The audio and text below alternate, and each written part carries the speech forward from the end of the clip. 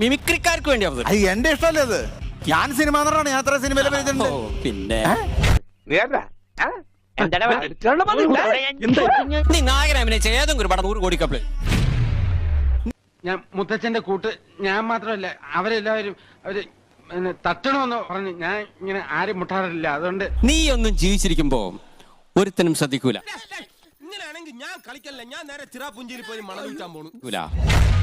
പിന്നെ ചത്ത ചിലപ്പോ ശ്രദ്ധിച്ചു എന്ന് വരും. അല്ലേലും ചില ജീവികളൊക്കെ അങ്ങനെ ചത്ത് ചീഞ്ഞ് നാറ്റം അടിക്കുമ്പോഴേ മറ്റുള്ളവരുടെ ശ്രദ്ധയിൽപ്പെടും.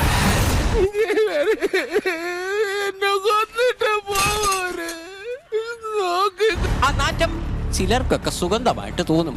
അതാരുടെയും കുറ്റമല്ല. വല്ലാത്ത തലവേദന, ഞാനൊന്ന് കിടക്കട്ടെ. എനിക്കെല്ലാമായി തൃപ്തിയായി.